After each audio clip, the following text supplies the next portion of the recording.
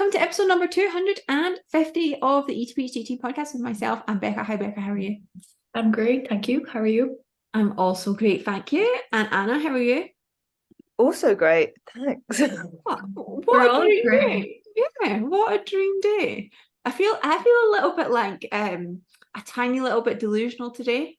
Just not delusional, but you know when you're just a little bit, it's like your brain is just slightly starved of oxygen, so you're just a little bit like, oh, I feel a bit like that today. So it's good. Welcome to my world. It's great. I don't want to say that, but you know, the vibe you give off all of the time. Kind of like you're floating or going slow motion. Yeah, kind of like that. Like I don't want to like hold anything fragile or, you know, anything because I'm scared I'll just randomly drop it. That type of vibe. Just, must be my hormones. This can only be my hormones. I've also did I talk about Ratgate last week on the podcast? No, I don't know. Remember? We've spoken about it. Might have been on the podcast.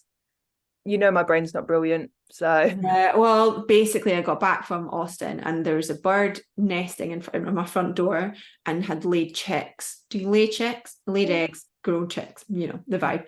And because they're babies, I can't move it. So every day I wake up, and they've just basically explosive diarrhea on my front door. There's nothing I can do about it until they're old enough. So on my front door, I've got basically just bird crap all over my front door and my front doorstep. And in the back, there's rats somewhere in our neighborhood, and they like to run across my garden. And so I had the rat man out earlier this week telling me, no, they're not coming from your house, but they are here because we can see it's their poo. So then this morning, I was like, well, I've not seen any rats. My neighbors have seen them. They must not be in my house. And then this morning, I saw a rat, and it's been quite. Oh my god! There's a bug that oh my god! This is too much for me to cook. I can't. Maybe just in fight or flight the entire time. God, I'm so hyper aroused right now. But there's a rat outside now, and it's not moving. And I feel like the rat man might have poisoned it, and I feel really guilty. Oh, I mean, I know that was the point of the rat man, but now I think there's a dead rat outside, and that's like my back door, and so I feel like just housebound. I'm housebound, except this bug just flew up on my table. So I am clean. None of these things are because I'm a dirty human being, I promise. It's just I don't know why they've all happened at once. I'm just going to surrounded by chaos right now. So you close your blinds and just get pizza and shut the blinds and sit on the sofa. That's what I need to do. That's what I will do. Anyway, moving on from my basic Noah's Ark. It's like Noah's Ark, except I don't really love the animals. And I've also got this thing where since I did my meditation teacher training, where I don't like to kill anything at all, like bugs or anything, and I always like to put them outside. Mm-hmm. Now I just feel like I'm a really bad Buddhist. That's what I am. My mom taught me that when I was young, and now I go to great efforts, but I tried to save a bee the other day and I drowned it by mistake, so it wasn't great. Sorry, but how do you go from trying to save a bee to drowning a bee? Because you have to give them like sugar, you know, when you see them kind of wobbling and they're dying. So if you give them a little bit of like sugar, like Coke, I think, or something that's like high in sugar, but it got stuck in the sticky substance I tried to give it. So yeah, it wasn't great, but I tried. It's all about your intention, right? It's all about your intention, even if there's death involved. I tried. You're right. You're right. I tried with the rats, but alas, they're gone. Okay, moving on. Anna, do you want to go first to the questions? Yes. Okay, how to move forward when you feel stuck and are used to achieving things if you just work hard enough. So this is a client that's in their first few weeks of the process. So they're feeling stuck because they're not moving as fast as they'd like. Yeah, and I think used to that achieving, ticking things off, quantifiable results. Yeah, and that's what makes this work harder, isn't it? Because you don't always see the turnaround or the reward straight away, and it takes time, and it takes having patience with yourself and just recognizing that like it's almost the opposite of what you've usually been doing, the ticking the boxes, the being 100% perfect with things. And that's where you see the progress, when you can allow yourself not being the ticking box perfectionist mindset. So it's really about flipping what you've been doing on its head. And recognizing too that it's a process, like, and it's why we ask people to stay for at least 3 months, is because all of this takes time, and you might not see the benefits for a little while, and practicing accepting that and getting comfortable with that as well. Yeah, I agree. I think in the meantime, because like in the meantime, if you're like, well, I need to be achieving something, I wonder if you could reframe it in the sense of what you're achieving is developing resilience and developing patience. And these are things that maybe you have struggled with in the past. And what an amazing outcome of your journey, that you become a more patient and resilient person. Like they're great achievements to have. And just because you can't tick a box to say I am this resilient now, although technically if you really wanted to, you could make your own little scale. Just because you can't quantify it in that way doesn't mean that you're not making progress. So look at what you deem as progress. If you look at, maybe you look at Anna and think, I want a relationship with food like that. I just as an example, right? What do you think like achievements and progress is to Anna? Do you think it's, hitting numbers on MyFitnessPal? Do you think it's running a certain amount a week? Do you think it's always achieving at work and doing all these things? Or do you think sometimes Anna feels achievement in like resting or being okay with the fact that she's not going to the gym because she doesn't feel it? Whatever it may be, I think really trying to get to grips with what is achievement and progress for you, because we're so conditioned to think it's all of these external things and all of these quantifiable things. But realistically, when you're trying to heal your soul and your relationship with food and your body, usually it's like the more qualitative stuff that you see progress in. I mean, I asked this question and then realized that I also had a message from this client just a couple of hours ago to tell me that she'd gone to the shop because she's overtired and was feeling sad and bought chocolate, and then sat in her car and recognized what it was she was feeling, and it wasn't hunger, and the chocolate still sat in her car. So if that's not progress, then yeah, that's mega progress. Like, yeah. To her, not you. Sorry. Just in case you think I'm celebrating you. Okay, Bekka, question. Okay, do you think it is possible to ever fully break the link between food choices and aesthetics? Like, I guess, do you think I will ever get to the stage where I don't choose whether or not to have or how much chocolate, or insert other food here, because of the effect I think it will have on my weight/body composition? Yes. It's not even like that we think it's possible. We know it is possible for majority. I'm not going to say all people. I think that's naive, but I think for majority of people, yes, it is absolutely possible. Yeah. Like that, it's going to take so much time because you spend so long looking at food as something that either makes you lose or gain weight. And when you've labeled food for so long, it is going to take time and work to see it as something else. And the more you work on your relationship with your body and your relationship with food, the less you're going to associate the two together.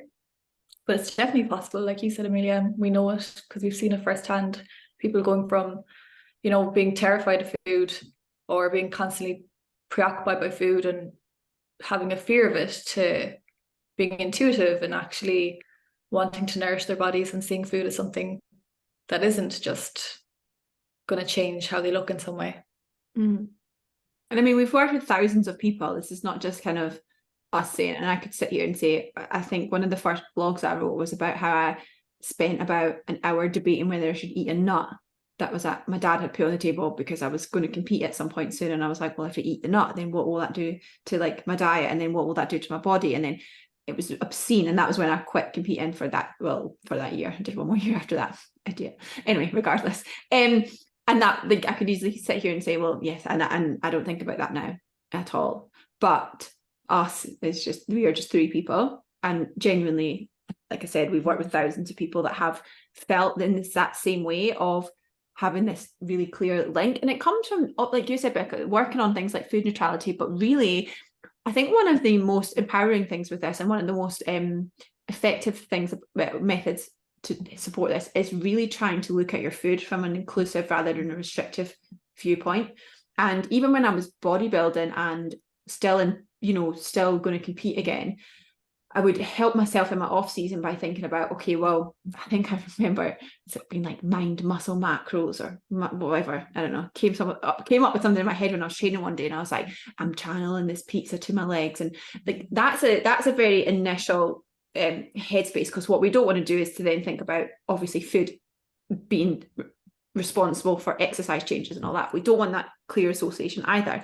But thinking about, what is this food nourishing me, or how is this food nourishing me? So you're thinking about, oh, maybe you could learn a little bit about food. So what's in your oats that's actually really healthy for you? Lots of fiber, for example. Or what's in your salmon that you have rather than white fish now, because you wouldn't have it before because it was more calorific, but there's tons of oily fish, omega-3 in there that is helping your body. How is that helping your body? Trying to switch and educate yourself on that, I think, is one of the key things, if not the key thing, around this relationship.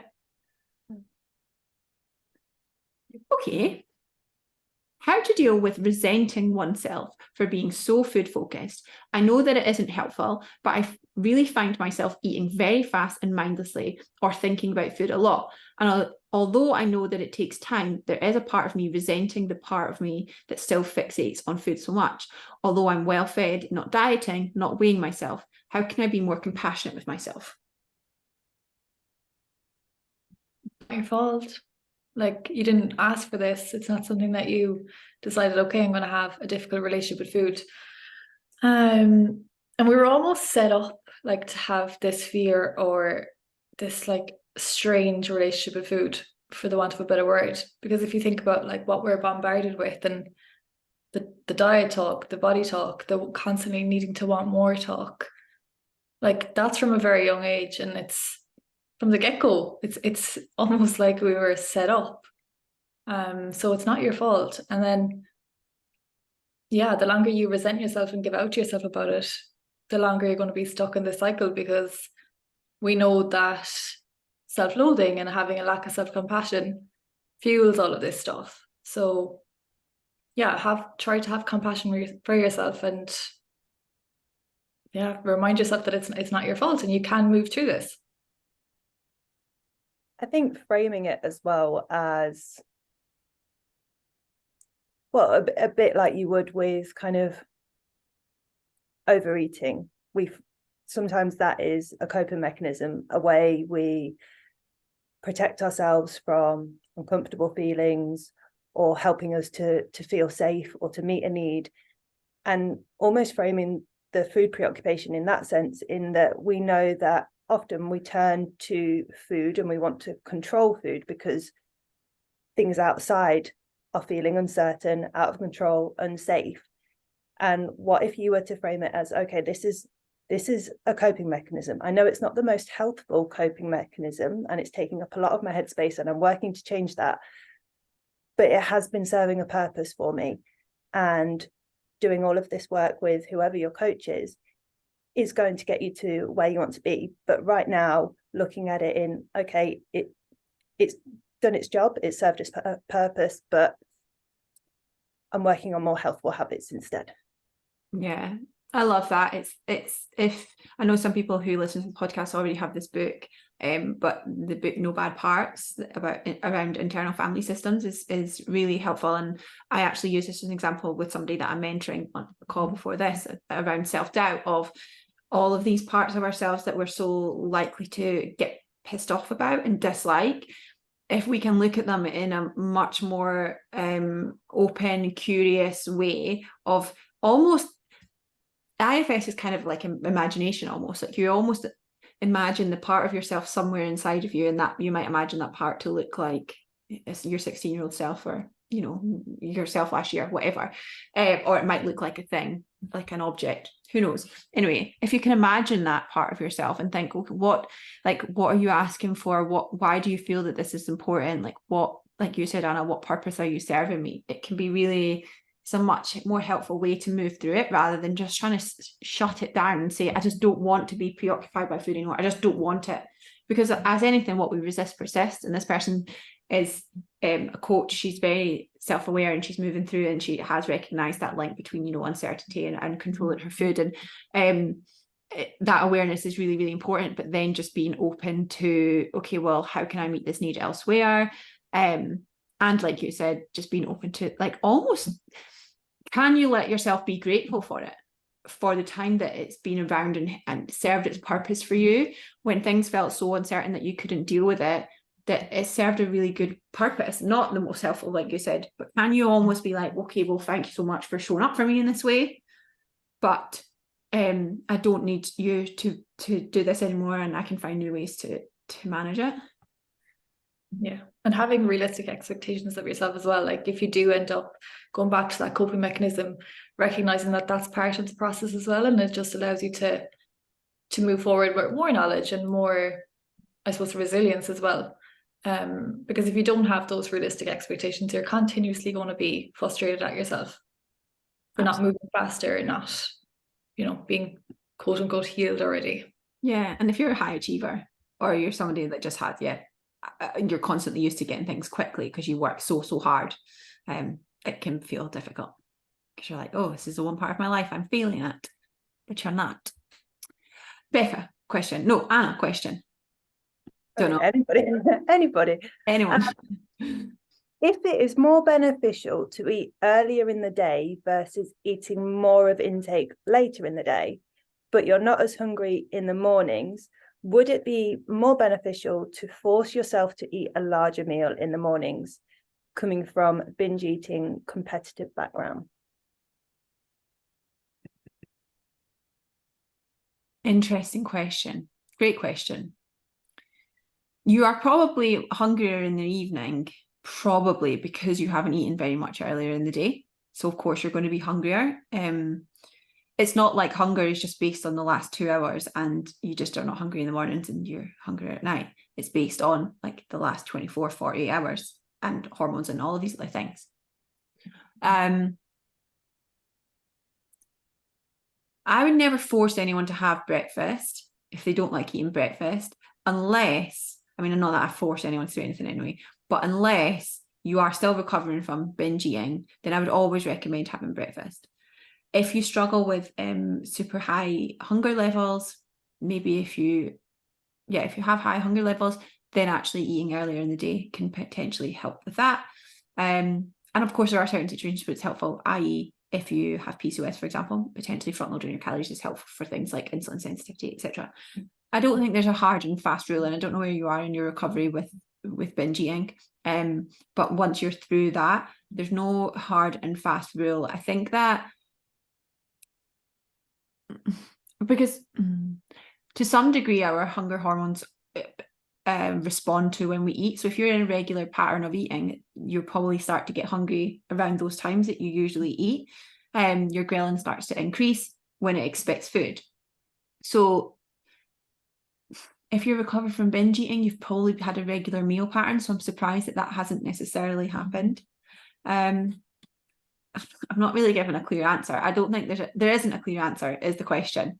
But if you're being super, super honest with yourself, do you think that you are super, super hungry at night and not hungry at all in the morning? Or do you think that's just the cycle that you've got into?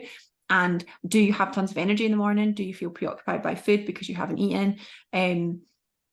Are you like ignoring certain foods that you might want to eat because you don't eat till later because you know that you're going to eat later? Like, I think you have to really work on being mindful of your motivations to eat in the way that you are. Bekka. Look, over the years, I've developed keep busy and you won't have time to think about food / binge eating mentality. And the further I get into the process, the more I've become aware of how I can sit in silence / relax. And I have a fear that it could / will lead to change of eating, overeating, binge eating patterns. I'm trying to challenge that more now. If there is any advice for just sitting and not worrying about what could happen, it would be greatly appreciated.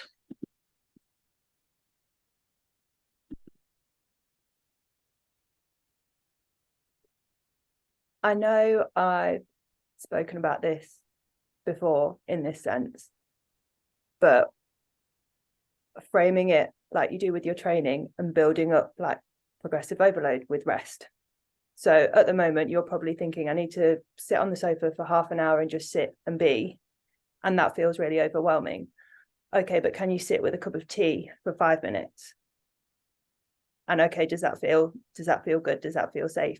Brilliant. Okay, next week the aim might be 10 minutes, and build it up like that, and not necessarily thinking about just sitting and doing nothing. Like, think of all the different ways that you can start to rest, but building up that evidence gradually that you can do it.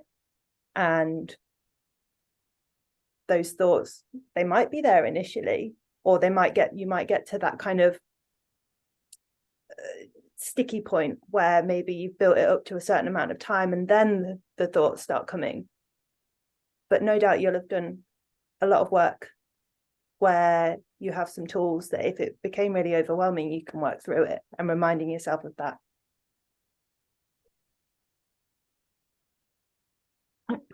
I don't think I have anything else to add either, to be honest. Nailed it. Good. Okay. One of the thoughts that have been provoked is the general idea above of weight gain when you are already in what would be classified by BMI and society as a healthy body, and almost feeling like you need to explain it to others so that they understand why one is on that journey. I would think that this has been asked before, but interested in your thoughts. Isn't it sad that we feel that we have to explain our bodies to people, as if our bodies are literally anyone else's business but our own? Like, it's sad that, and this is not a you problem, whoever's asked this question, that we see this so often where people, they're scared to go to social occasions, so they're like, they almost like warn people in advance they've gained weight or they've lost weight or they've changed in some way, so because they want to get ahead of the game before anyone else will comment. And what I would say is that you feel the need to explain. So do you really have to explain, or do you feel like you have to explain that you've gained a bit of weight because you see an inherent judgment in gaining weight, and maybe there's some internalized weight bias that you're experiencing where you're like, okay, well, weight gain is not a good thing, so I'm going to get ahead of the game and explain it to people so that they don't think that I'm lazy, or they don't think that I've given up, or they don't think any of the other foul, horrible things that people associate with, being in a larger body, which is ultimately weight bias, which is not, again, this is not a you thing. This is really quite common. It's why internalized weight stigma is a phrase, right? It's a concept because so many people experience it. So I would probably question that and ask, do you really have to explain it, or do you feel like you want to explain it, like you've said? And if you feel like you want to explain it, why do you feel that it's something that requires justification?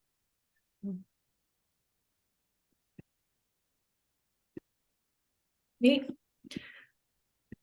I've been listening to a podcast about menopause and accepting that weight gain is part of growing older. It got me thinking about people with disordered eating and how difficult different life stages are for them in particular. I just don't see how I will be able to accept my body, my changing body. It's probably one of the most difficult challenges. Any tips? One thing I would say is that weight gain is not necessarily part of growing older.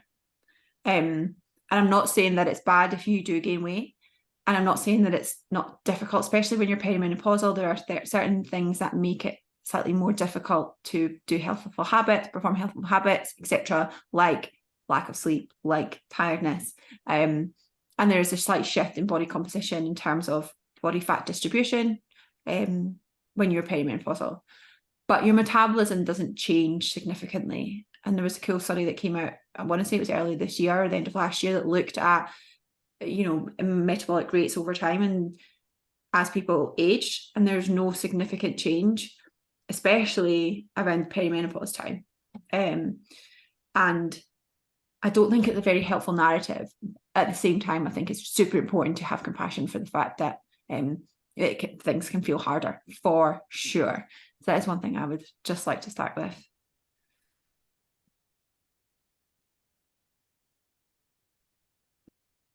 What was the second part in accepting? it got me thinking about people with disordered eating, how difficult different life stages are for them. I just don't see how I'll be able to accept my changed body. It's probably one of the most difficult challenges. Do you have any tips?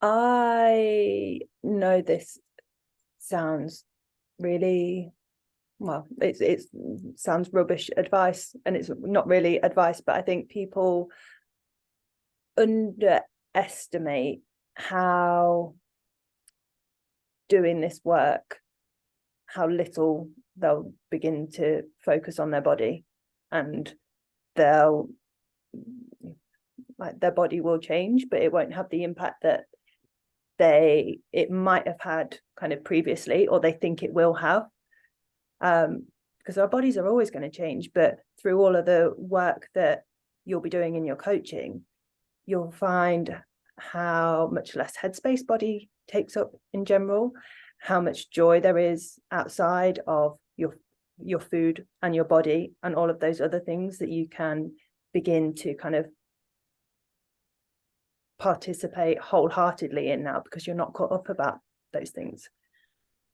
Yeah, that's such a good point, because I think people often think, okay, the goal is to accept my body right now as it is and like how it looks right now.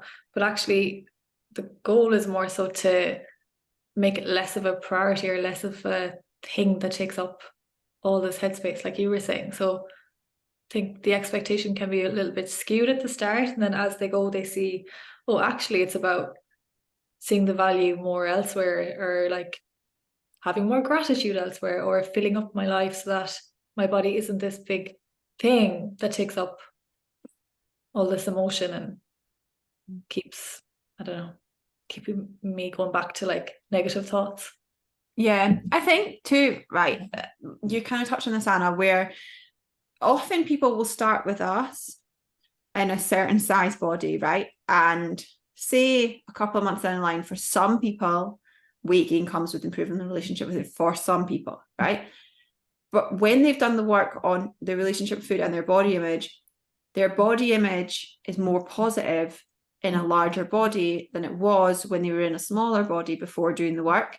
And I think that is a really key point of that. You just have this really clear idea in your head that weight gain negatively impacts your body image because of the stories that you've had in your head for so long, and because you haven't really done the work on your body image before, and because you've got maybe a negative association with scale weight or weight gain in the past, you think, okay, but I know every time I gain weight I feel negative about myself. But that's because you haven't actually done the work on your body image to recognize what a positive body image actually is. For a lot of people who come to work with us, and probably a lot of people listen to the podcast, you've never actually done work on your body image, ever. You think that going to the gym is improving your body image. And actually, to be fair, to some degree, if you're focusing on strength and maybe community, etc., then it might contribute to a more positive body image. And, you know, if you like to go outside, there's things obviously that are associated, but you've never actively ever done work to support your body image. So can you even imagine what will happen to your body image when you actively put effort and intention into it? It feels really distant because you've never done it before. So that's probably why you can't see why you'll be able to accept your change in body, because you've never actually done any of the work to show yourself what that would even look or feel like. So give yourself some grace and just consider that you're going into something that's totally unknown. And a lot of the time, there's a reason that we share a lot of our clients what they say, their journeys, because a lot of the time people don't ever believe that they can get to the point that they get to because they've never done that work in the first place. Anna, how do you apply the learning around food, self-soothing, etc., whilst going through a tough time? There's a feeling of pointlessness to looking after oneself and a deliberate diversion from doing what's good for you.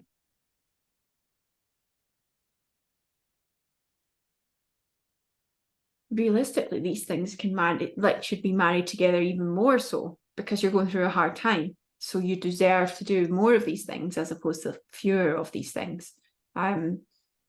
It's kind of like the screw it mentality, right? Of like, well, if some things are not going quote unquote well, then there's no point in doing anything else. or things feel really hard, so you don't want to do them, which is super understandable. I think it comes from a place of self-nourishment and self-care and self-respect, like true self-care, not bubble baths, although it might be. I had a bubble bath yesterday at 12 o'clock in the afternoon instead of a shower, just because I'm trying to do nice things for myself this week that make my days feel lighter.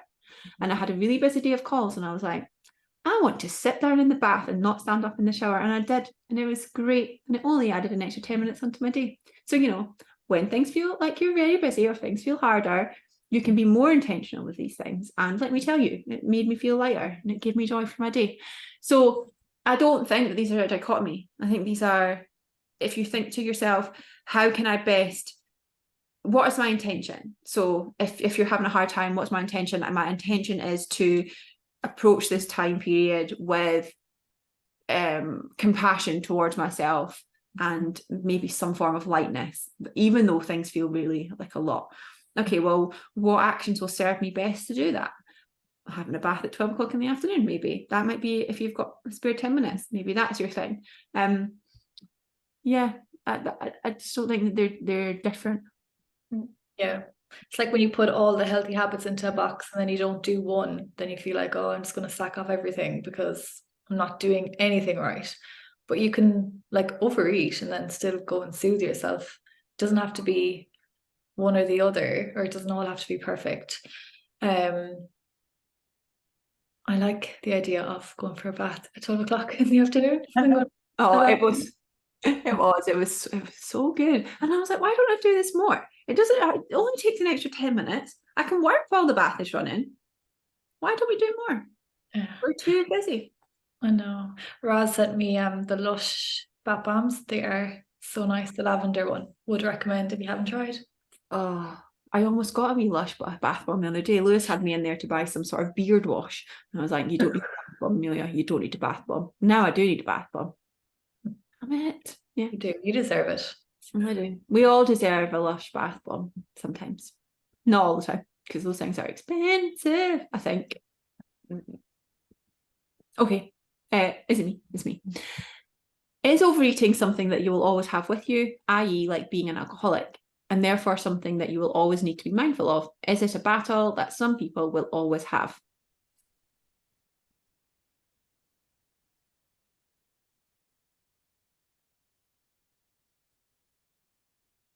A bit like the earlier question, I'm going to say majority of people, it's not going to be a battle that you'll always have. Again, like what we were saying earlier, I think as you do the work to improve your relationship with food, like we'll never say that you'll never overeat again, because human.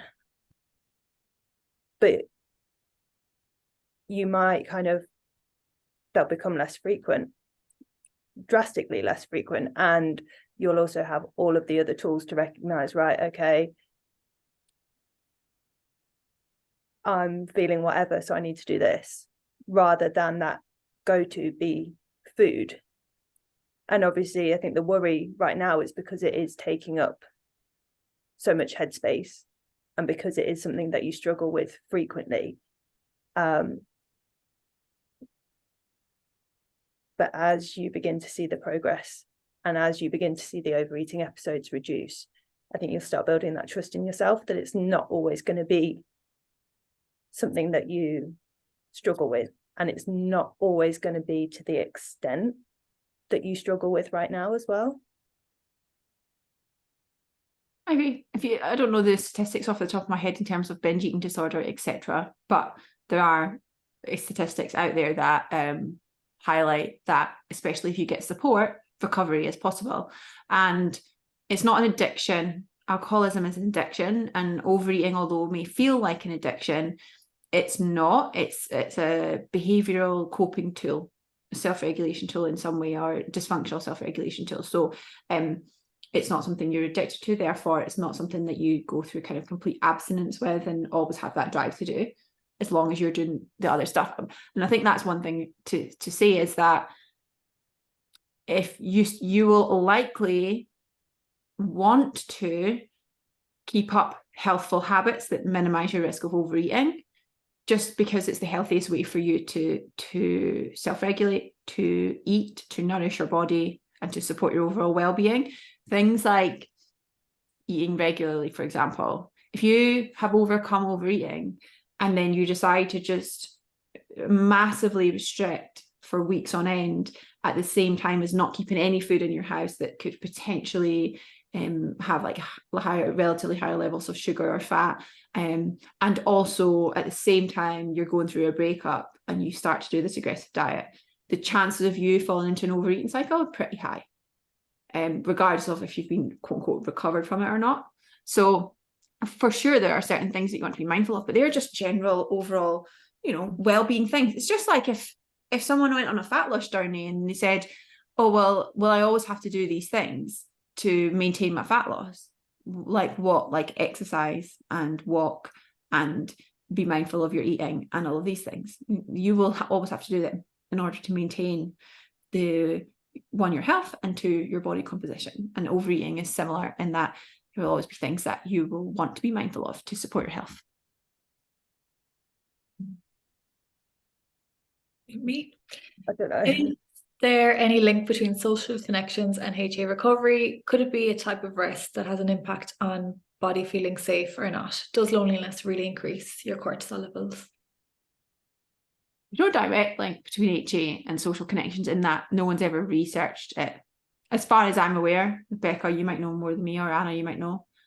I don't think so.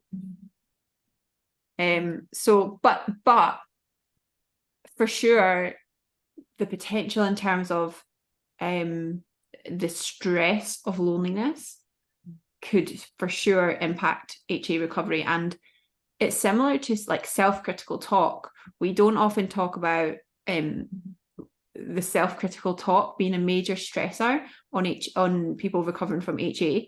Often people who have HA are quite critical of themselves and potentially are often higher achievers, etc., and are more likely to speak to themselves like crap. And self-criticism consistently will also increase your physiological stress response, which will also then impact your recovery from HA. And loneliness is the same. And if you are interested in the loneliness side, the Harvard study that looked at loneliness, and I don't know the ins and outs of the statistics of this, and I don't know if you've seen it, but that it identified that something like that loneliness was the biggest predictor of immortality in comparison to every other thing that they looked at: smoking, diet, etc., etc. So it is super, super important. I wish I could remember the statistics, but I cannot. But you can Google the Harvard study and about loneliness and it will come up, I guarantee. Yeah, they compared it to having a certain amount of cigarettes a day, like that's the level of destruction. But also with this one, like if you're lonely and isolated, it's going to increase your kind of need for coping mechanisms, or it's going to enhance like the restriction or whatever it is that you're using to cope with your difficult feelings. So there would be a link, but not a direct link, as well, I would say. No, Anna. How to not let work stress affect eating habits? Manage your work stress. It's so easy to do. Nailed it. No. Simple. Do you know what I've been doing? Because it might shock you guys that I've been feeling a little bit stressed recently, a little bit hyper aroused.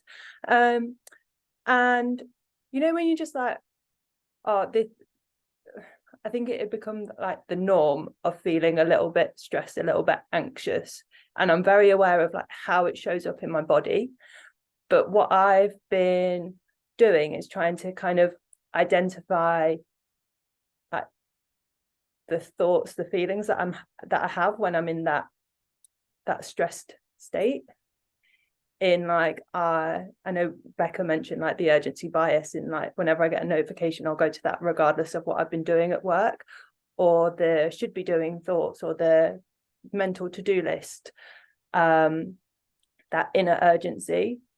And for me to go, right, okay, this is when I'm feeling stressed, this is when I'm like outside of my window of tolerance, and taking that as a sign of, right, I need something to bring me back down. So if you can maybe recognize what's going on at work that brings on those feelings of stress, or how stress shows up for you, and okay, I need to go make myself a coffee or go stand by the window if I can't get outside for some fresh air, and just think about little things to bring you back down. I feel like this is a therapy session, Anna. Thank you for that. You're welcome. You're welcome. No, yeah, it's so physical. Like we always talk about recognizing how it feels physically, as well as emotionally, to feel like stressed and to notice it before it gets to the point where you really feel like you're going to blow. So those subtle signs that you can take yourself away and come back, rather than pushing through it. Like when you're feeling really dysregulated, that just makes you even more unproductive and even more stuck and stressed. So boundaries. I don't know what you mean. I don't know what you mean. Boundaries around holding yourself accountable to not just pushing through when you know that you do need to take it, even 5-10 minutes. That's the hardest thing to do. Take the 5 or 10 minutes when you're like, but how am I going to get it all done? Because your work will be crap if you don't. Like, this is the thing. Like, honestly, if I just kept working all the way through to this point today, right, say, and I had calls all morning, and I didn't take that 15-minute between calls to stand up, and well, earlier I was just doing a forward fold and hanging around for a while. If I didn't take those tiny little moments to do those things, I would be on this podcast worse than I am now. Like, I wouldn't be getting my words out. Like, it would be crap. But I got everything done and I was really productive because I kept going. You did a shabby job on your podcast. You've lost people, like, you've lost listeners because you do such a crap job. But, if you can sleep at night saying, I've ticked those boxes. One of the best things you can do for productivity is start to, like you said, start to see in your body, like, where you start to get distracted. Or if you're struggling to do that so early on, maybe, then actually being intentional with setting an alarm that says, okay, every 45 minutes, like a Pomodoro technique, every 45 minutes I take 5 minutes, 10 minutes, 15, whatever, to go outside or to have a drink or to hang upside down on a forward fold, whatever it is. Because ultimately, if your goal is to, in business sense, have a good impact, or as much impact as possible, etc., then you owe it to the people that you're working with to do that. And it doesn't even matter if it's in the business sense, your colleagues, your boss, whoever it is. But then also practically make sure you're not doing things like working through lunch or being like, I'm not really that hungry, so I'm just gonna have a girl lunch and whatever. Like, that's insufficient. And if you find yourself overeating later because you worked through lunch, or you're really mindless when you eat lunch, then change those habits around your food too. How do other people cope with eating for fat loss and cooking with their partners? My partner is a really good cook and also very supportive, but does like to experiment in the kitchen. And this doesn't always align with what I would like to eat to lose fat. Another way to phrase it is, what coping strategies do people have when they can't be in total control of cooking?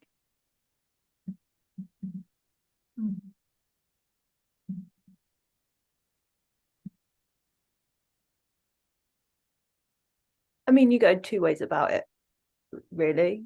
If your partner is supportive and you want a meal that's more aligned with your fat loss, okay, can you speak to them and think about, like, the simple swaps that you can do to help bring the intake for that meal down?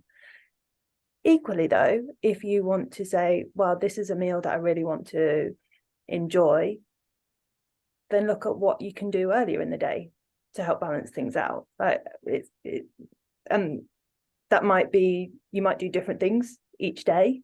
That's okay. It doesn't need to be always one thing or always the other thing. But just giving yourself a bit of leeway, I guess, and being open to having those conversations. Yeah.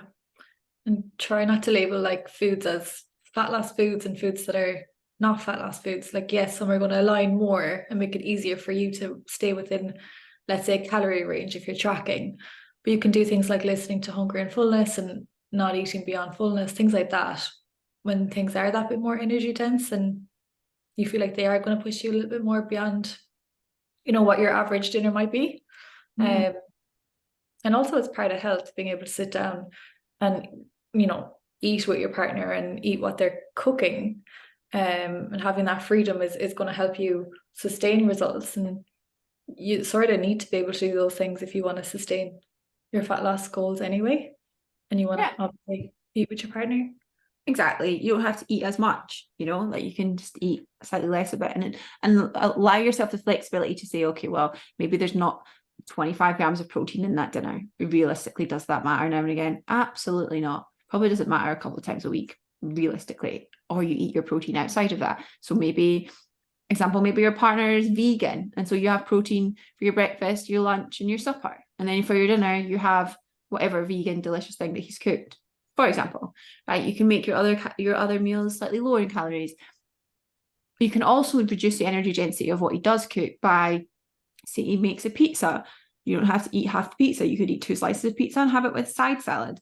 Like there's this negative, like you want to be able to eat socially and eat mindfully and all of these things, but also you can also be practical with some things that will support you on a diet. And there's this kind of backlash against things like, you know, increase in food volume and stuff like that, but ultimately if you're on a diet, it's probably going to be quite helpful for you. So just finding a happy medium with that. My ex-boyfriend was a bodybuilder when I was competing, and he was 100 and whatever kilos and I was whatever, and he would be quote unquote bulking and I'd be prepping, and the difference in what we would eat would just be ludicrous. I remember one time coming home from work and I was doing cardio on the bike that we had in the living room, and he ordered Domino's pizza, and I was like, I feel like that was some sort of, that's not okay. Anyway, it was awful. But like whenever we would eat, it was important to eat together. So I would cook us things that were like that I could eat a bit less of, or you know, whatever. It's not like he cooked anyway, because he just didn't cook. But anyway, it's always doable. Point being, I was just thinking how much I'd enjoy anybody to cook for me. So I mean, make the most of it, I think. I know. Oh, dreamy. Okay, let's do one last question. Maybe, isn't it? Go for it. No, still don't know. Okay. Any tips for tackling poor body image before and during a holiday? The weight I've gained often makes me feel inadequate and a bit sad, and I'd like to feel confident on the trip. There was this reel going around on TikTok, going around on everyone's page, that was a body positivity type page. And it was like, when you get to the beach and you realize that nobody looks like their pictures, or when you get to the beach and realize that nobody's looking at your body or whatever, and these people are always just like on a beach eating food or whatever. I think I saw it about 18 million times, not exaggerating at all. But it is actually true. Like when you get on holiday, before you go, you think that your body, what you look like in a bikini, is going to be super important. And when you get on holiday and you realize that nobody's body looks like what you think it's going to look like, and everybody's body look like real bodies of different sizes and shapes, and everyone's just having a good time, it's helpful to remember that before you even go away, because that is realistically probably, hopefully, what you're going to feel. And someone I used to work with, who was a PT herself, she was worried about this, and I was like, well, what if you didn't take pictures? What if you weren't going to post pictures on social media of you in a bikini? Like, would you care so much? And she's like, not sure. It's like, because you don't have to share any of those pictures. You don't even have to take pictures if you don't want to. You don't want to lose the memories and the experience, but there are plenty of pictures that you could take that capture moments without you being in a bikini, for example. So I think, and I also think too, like the weight you've gained makes you feel inadequate. That's obviously a body image thing of, you know, your worth is not related to your body at all. And I'm sure that you're doing this work with Bekka in terms of building your self-worth away from your body. And hopefully you can continue to do that work whilst you're on holiday. Yeah, like thinking about the tools that you have right now that support you, whether that's body appreciations, affirmations, whatever that might be, clothes that you feel good in, but keeping in mind what you actually want from this holiday. And that's going to be the memories, the experience, the rest, the play with whoever it is that you're going away with, or by yourself, I don't know. But keeping what's actually important in mind. I did a podcast on seasonal body image and dieting on holiday, so have a listen to this. But one of the studies that I talked about in that podcast, so it would have been probably in like May or June this year. One of the studies I spoke about looked at, I'm going to just read out because I've got it here. To detect seasonal dieting, we examined the seasonal frequencies of 69 dieting hashtags within a database of 564 million tweets from the States, and spanning 8 calendar years. In total, we detected 628, I can't read the number, 355,000 dieting hashtags. 30% occurred in spring, 20% during autumn and fall, 25% during each of summer and winter. So spring, there were about 64,000 additional dieting hashtags compared with autumn, and 32,000 additional hashtags compared with summer and winter. Of the 9 most common dieting hashtags that together accounted for 96% of the total, all 9 peaked during spring. And the point being is that you're not alone when you have the fear around or notice any changes in your body image around, like they're talking about dieting in spring because of that seasonal body image. We know that body image tends to plummet for a lot of people during the summer because this is when a lot of bodies are on display, and you're getting a lot of peer pressure from adverts and stuff like that. So just be mindful of what you're consuming, the media that you're consuming, and that side of things too. Okay, thank you so much. Thank you both. Thank you. Bye.